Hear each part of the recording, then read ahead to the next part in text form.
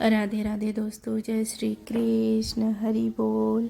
कैसे हैं आप लोग? आशा करती हूँ कि आप लोग बहुत अच्छे होंगे।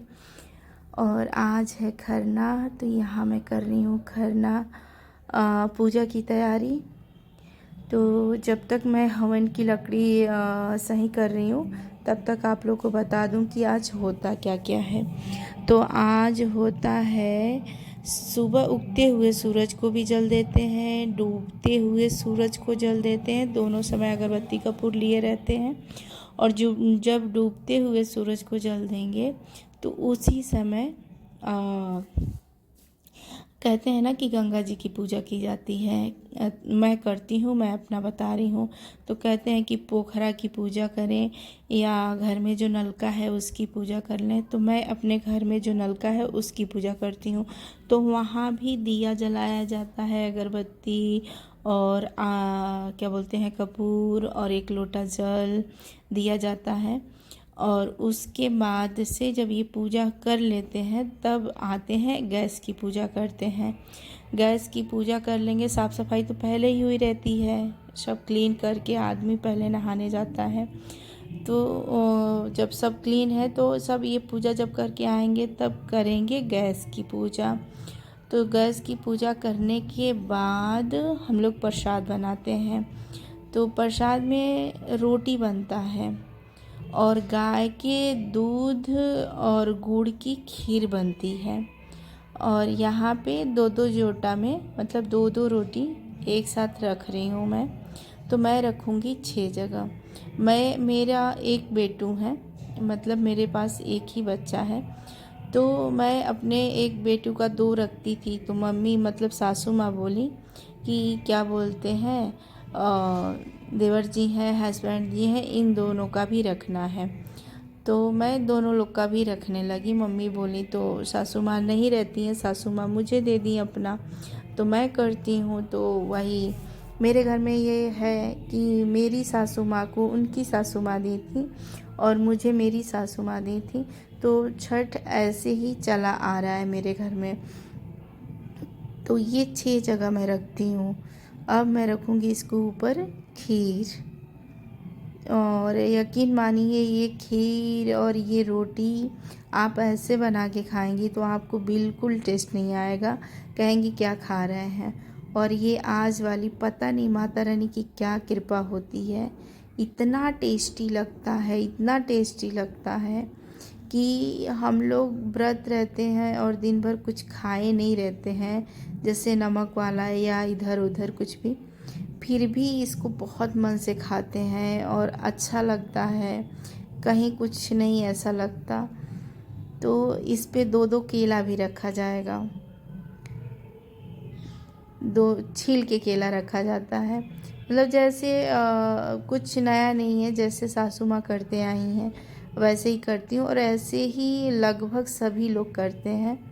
और मेरी जैसी जो नई बहनें हैं जिनको करना है ये वीडियो, तो उन्हीं लोग के लिए है कि ये नहीं कि बहुत घबराएं कि अरे ये कैसे करते हैं कैसे करते हैं। बस आप देखिए, बहुत 4 दिन से तो रहता ही है, काम बहुत रहता है और साफ़ सफाई बहुत ध्यान दिया जाता है, कहीं कोई गलती ना हो इसका बहुत ख्याल रखा जाता है।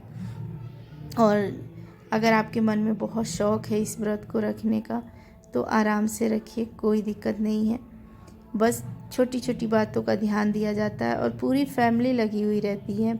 जैसे मैं ये काम कर रही हूँ, मेरी पूरी फैमिली बैठी है। फैमिली में तो मेरी सासू माँ है, हस्बैंड जी हैं, देवर जी हैं, बेटू हैं और मेरी ननद भी आई थी बड़ी वाली। तो सब लोग थे और सब देख रहे हैं, सबके मन में बहुत उत्साह रहता है। एक एक काम सब लोग करते हैं, कोई केला का पत्ता धुलेगा, कोई जहाँ मैं पूजा कर रही हूँ वहाँ पोछा लगाएगा, कोई क्या बोलते हैं, आम की लकड़ी, जैसे ये देवर जी हवन वाली लकड़ी को रखे और जलाए, वो वीडियो में नहीं है। तो इस तरह से मेरे घर के तीनों जेंट्स बड़े मन से ये सब काम करते हैं। अभी मैं पूजा करके जैसे ही प्रसाद खाऊंगी और वहाँ से हटाने के लिए मेरे बेटू आ जाएंगे, अभी देखते जाइए आप। तो ये मैंने फूल चढ़ा लिया, फूल चढ़ाने के बाद यहाँ 6 जगह जैसे होता है ना कि 6 पे टीका जाता है सिंदूर से, तो ये टीका कर रही हूँ मैं। उसके बाद से अगरबत्ती जलाई जाएगी 6 जगह, 6 अगरबत्ती जलाऊंगी, 6 जगह कपूर जलाऊंगी। उसके बाद से ये क्या बोलते हैं, पानी से पूरा ओछा जाएगा, 6 बार घुमाया जाएगा पूरा पानी। ये अगरबत्ती नहीं खुल रही थी, चाकू अभी था थाली में, उसी से खोली हूँ। बहुत बहुत जैसे नहीं कहते, बहुत पवित्र मन होना चाहिए, बहुत भाव होने चाहिए। हम छठ माता को तो देखते नहीं हैं, लेकिन हम 4 दिन से कैसे व्रत रह जाते हैं, कहाँ से इतनी एनर्जी आती है, इतना उत्साह है। मतलब ये सब चीज़ें कैसे कहाँ से आता है, यही है कि ये छठ माता का सब आशीर्वाद है। एक दिन का व्रत रहिए, आप लो फील करने लगेंगी, लेकिन ये 4 दिन कैसे जाते हैं। 3 दिन मतलब खाए नहाए खरना, और ये सुबह शाम घाट पे जाने वाला, लेकिन ये समझ लीजिए कि वो 4 दिन 5 दिन का हो जाता है। एक दिन से खाए नहाए के पहले से सारी साफ सफाई और सारे सामान एक जगह रखना, और पूजा वाला रूम, जैसे ये जो तखत दिख रहा है ये मेरा, मैं इसमें छठ करती हूँ। है तो ये बेड का बाहर वाला रूम है, वो सारे से अटैच जो रूम रहता है, इसमें सिर्फ छठ पूजा होती है। पूजा वाला रूम दूसरा है, और ये जो दरवाज़ा बंद है ये मेरा रूम है, वहीं पे मैं कर रही हूँ। और ये मेरे घर की चारों तरफ से ओसारी है, उस कोने में, जैसे इस जगह को बहुत अच्छा माना जाता है। घर में होता है ना कि ये जगह बहुत अच्छी है, तो यहाँ पे मेरी चारों नंदों की शादी हुई है, तो ये इस जगह पे सारे पूजा पाठ बड़े आराम से हो जाते हैं, बड़े अच्छे से। तो ये जगह घर में ये होता है कि सही है, यहाँ पे करते रहते हैं। वैसे तो घर चारों तरफ सही है, सब जगह आप कुछ कर सकती हैं अपने घर में, लेकिन ये जगह मानी जाती है कि हाँ यहीं कर लेते हैं। तो शुरू से मैं खरना यहीं करती हूँ। अब ये देखिए मैंने अगरबत्ती जला ली, अब 6 जगह मैं कपूर जलाऊंगी। सब करने के बाद हवन सामग्री उठाएंगे, और मैंने उसमें लगभग 1 कटोरी बनाया, बहुत ज़्यादा नहीं बनाते हैं, क्योंकि मंत्र तो कुछ होता नहीं है, छठ माता का नाम लेके डाला जाता है उसको। फिर भी 1 कटोरी हो गया, उसमें 4-5 चम्मच घी था, हवन सामग्री पूरा खोले और मिला दिए। तो ये देखिए मैंने 6 जगह कपूर जला लिया। और आज की ये जो साड़ी होती है वो भी कोरी होनी चाहिए, बिल्कुल पहनी वहनी नहीं, शरीर पे पड़ी ना हो, चूड़ी कोरे होने चाहिए। देखिए अब मैं हवन सामग्री डालूंगी, और सीधे अगरबत्ती का भी धुआं आँख में जा रहा है, हवन का भी धुआं आँख में जा रहा है। थोड़ी दिक्कत हो रही है मुझे। और वो जो साइड में केला का पत्ता रखा है उस पे मैं खाऊंगी, क्योंकि आज केले के पत्ते पे खाते हैं, तो उस पे मैं खाऊंगी। छठ माता का नाम लेके हवन डालते हैं। तो ये हो गया। उसके बाद से ये सब करने के बाद मेरे घर में जितने लोग मेरे से छोटे हैं, यानी मेरे देवर जी, बेटू, वो लोग आएंगे, पैर छुएंगे। आज पैर बहुत ज़रूरी होता है छूना, जो घर में छोटे हैं उनको पैर छूना ही चाहिए, क्योंकि अच्छा माना जाता है,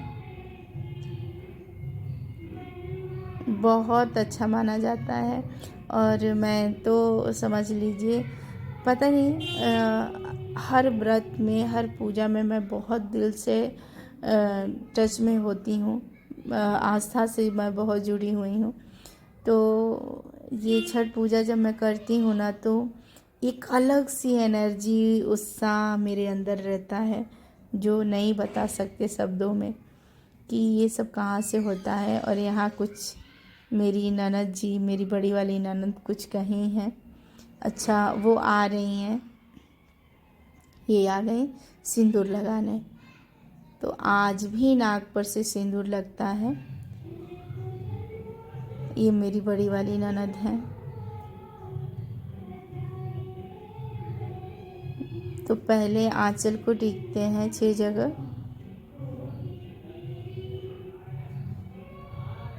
दीदी भी व्रत रहती हैं, लेकिन वो सिर्फ खरना के बाद, मतलब जो बड़ा होता है वही कहते हैं ना, बड़की छोटकी, तो वो वाला वो रहती हैं और मैं ये रहती हूँ। उनके घर में ऐसे ही होता है।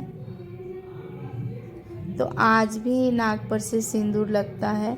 बहुत लोग लाल वाला सिंदूर आज लगाते हैं, बहुत लोग पीला वाला लगाते हैं, और मैं सब जगह पीला वाला ही सिंदूर लगाती हूँ। जैसे गैस की पूजा करनी हो और क्या बोलते हैं, इस पूजा से रिलेटिव कहीं भी सिंदूर लगाना हो तो मैं पीला वाला ही लगाती हूँ। तो एक मेरा लगाने वाला अलग सिंदूर होता है और एक पूजा करने वाला पीला वाला सिंदूर अलग होता है। और मेरे यहाँ सिंहोरे से सिंदूर नहीं लगाया जाता है, तो सिंदूर लिया जाता है। तो 11-21 रुपये का ऐसे सिंदूर लिया जाता है और मैं वही सिंदूर 2 जगह रख लेती हूँ। एक जगह अपने लिए और एक जगह माता रानी के लिए, छठ माता के लिए। और ये दोनों तरफ आशीष जोड़ी जाती है मायके ससुराल करके। और अब मैं दीदी को भी लगाऊंगी। दीदी